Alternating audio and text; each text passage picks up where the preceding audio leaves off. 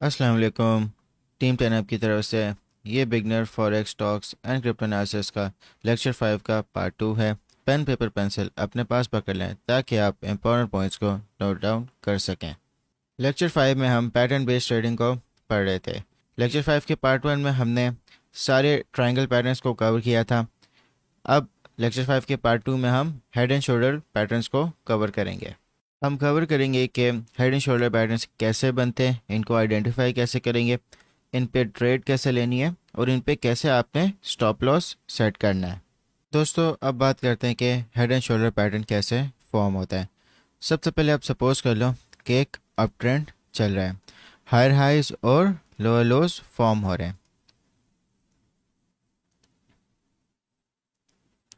अब दोस्तों जैसा कि आप देख सकते हो कि जो नेक्स्ट इसका स्विंग है वो मज़ीद और अप ट्रेंड की तरफ जाना चाहिए, मगर जो प्राइस एक्शन है उसमें आपको रिजेक्शन मिल जाती है।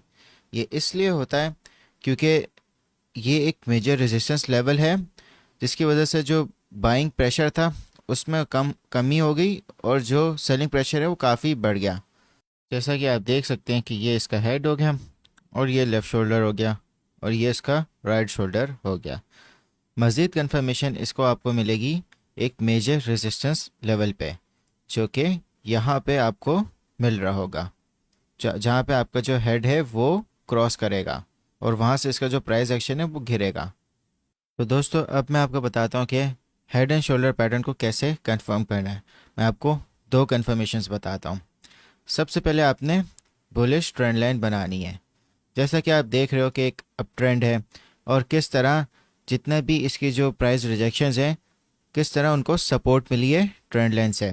यहाँ पे भी आप देख सकते हो सपोर्ट मिली, फिर यहाँ पे, फिर यहाँ पे। तो दोस्तों जैसा कि आप देख सकते हो कि जब इसका हेड फॉर्म हुआ तो उसको मेजर रेजिस्टेंस से काफ़ी रिजेक्शन मिली, तो इसकी वजह से जो इसका प्राइस एक्शन है उसने बुलिश ट्रेंड लाइन को तोड़ दिया और वहाँ से रिजेक्ट हो गया। मगर जो इसका राइट शोल्डर है, आप जैसे कि देख सकते हो कि वो वापस रीटेस्ट करने गया बुलिश ट्रेंड लाइन को और वहाँ से फिर दोबारा रिजेक्ट हो गया।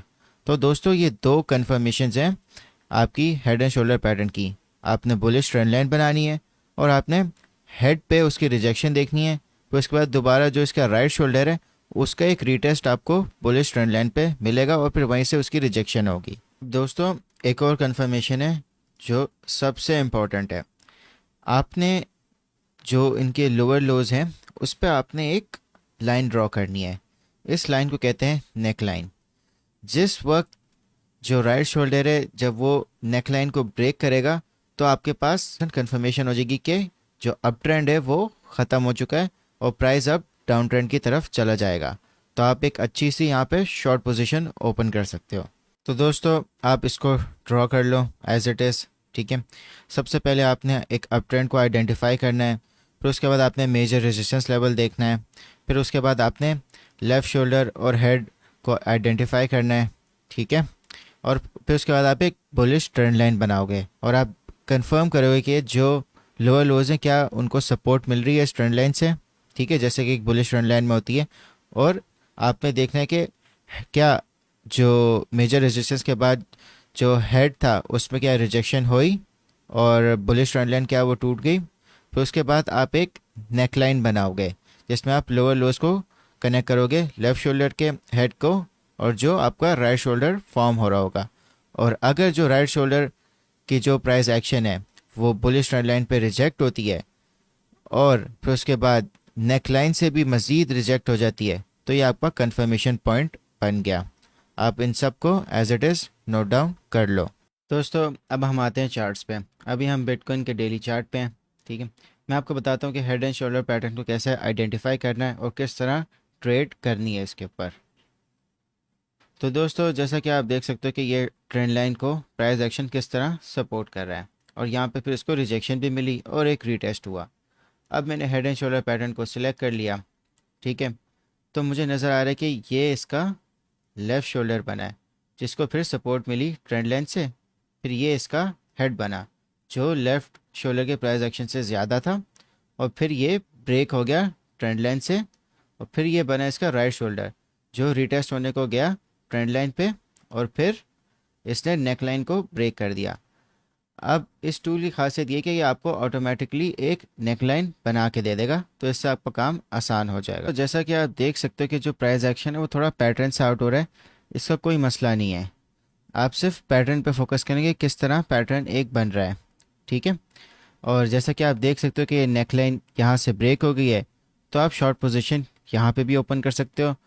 मगर अगर आप एक एग्रेसिव ट्रेडर हो और आपको ये पैटर्न को बहुत अच्छे से आइडेंटिफाई करना आता है, तो आप इसकी रीटेस्टिंग के ऊपर आप शॉर्ट पोजीशन ओपन कर सकते हो। तो जो आपका टारगेट होगा वो इस तरह बनेगा कि जो आप हेड से इसकी नेकलाइन तक आप लाइन ड्रॉ करोगे, ठीक है। और वो आपका टारगेट इसकी नेकलाइन की जब ब्रेक होगी वहाँ तक उसका ये टारगेट बनेगा। तो आप देख सकते हो कि किस तरह ये एग्जैक्टली अपने इस टारगेट तक ये पहुँचा है। अब आप स्टॉप लॉस इस तरह सेट कर सकते हैं कि अगर आपने यहाँ ट्रेड ली इसकी रीटेस्टिंग के ऊपर, तो आप इसके हेड के हिसाब से आप अपना स्टॉप लॉस सेट कर सकते हो। तो दोस्तों अगर हम इसका risk to reward ratio calculate करें, तो आप इसकी रीटेस्टिंग पे आपने शॉर्ट ओपन की और आपने आप इसके हेड पे आपने स्टॉप लॉस रखा, और जो इसका टारगेट है उसके हिसाब से आपने यहाँ पे क्लोज कर दी अपनी पोजीशन। तो आप देख सकते हो कि जो आपका रिस्क है वो 8.35% है और जो आपका प्रॉफिट है वो 49.33% है। तो ये एक बहुत अच्छा रिस्क टू रिवॉर्ड रेशियो वाला ट्रेड है। तो ये पैटर्न बहुत इंपॉर्टेंट है, तो आप इसको जितना अच्छा आप आइडेंटिफाई कर सकते हैं और इसकी कन्फर्मेशंस को, वो उतना ही अच्छा आपकी ट्रेड बन सकती है। दोस्तों अब बात करते हैं टाइम फ्रेम पे। आप time frame day chart select कर सकते हैं या 4 आवर, क्योंकि इसमें प्राइस एक्शन को काफ़ी टाइम मिल जाता है फॉर्म होने में। और अगर आप 1 आवर में या छोटे टाइम फ्रेम में करेंगे तो प्राइस एक्शन इतना जल्दी फॉर्म हो रहा होगा, तो आपको काफ़ी मुश्किल होगी ये पैटर्न आइडेंटिफाई करने में। तो दोस्तों हेड एंड शोल्डर पैटर्न का दूसरा पैटर्न होता है इन्वर्स हेड एंड शोल्डर, यानी कि जो भी मैंने आपको बताया हेड एंड शोल्डर में उसका रिवर्स। तो दोस्तों inverse head and shoulder pattern बिल्कुल रिवर्स होता है हेड एंड शोल्डर पैटर्न के। आपकी इसमें बेरिश ट्रेंड लाइन बनती है, और इसमें जो आपका हेड एंड शोल्डर पैटर्न होता है उसमें आप देखो कि जो लेफ़्ट शोल्डर है उसको फिर बेरिश ट्रेंड लाइन से रेजिस्टेंस मिली, फिर इसके बाद इसका हेड बना, फिर उसने ब्रेक कर दिया बेरिश ट्रेंड लाइन को, फिर जो इसका राइट शोल्डर था वो रिटेस्ट के ले गया बेरिश ट्रेंड लाइन पे, फिर वहाँ से रिजेक्ट होके ये फिर अपवर्ड इसने मूव ले लिया। यानी कि जो इन्वर्स हेड एंड शोल्डर है वो एक डाउन ट्रेंड में बनता है और वो रिवर्स हो जाता है अप ट्रेंड में। और आप इसका अगर टारगेट देखो जो इसका हेड का बन रहा था वो एग्जैक्टली इसका ऑलमोस्ट ब्रेकआउट पे रीच हो गया। तो दोस्तों मैंने आपको बता दिया हेड एंड शोल्डर पैटर्न और inverse head and shoulder pattern क्या होते हैं, कैसे बनते हैं और किस तरह उन पर ट्रेड करनी है।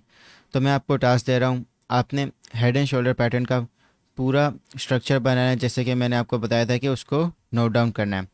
आप उसको ड्रॉ करोगे और कोई भी एक चार्ट आप अपनी मर्ज़ी से सिलेक्ट करें और उसमें हेड एंड शोल्डर पैटर्न या inverse head and shoulder pattern आप ड्रॉ करें। तो आपने ये दोनों चीज़ों को कमेंट सेक्शन में करना है।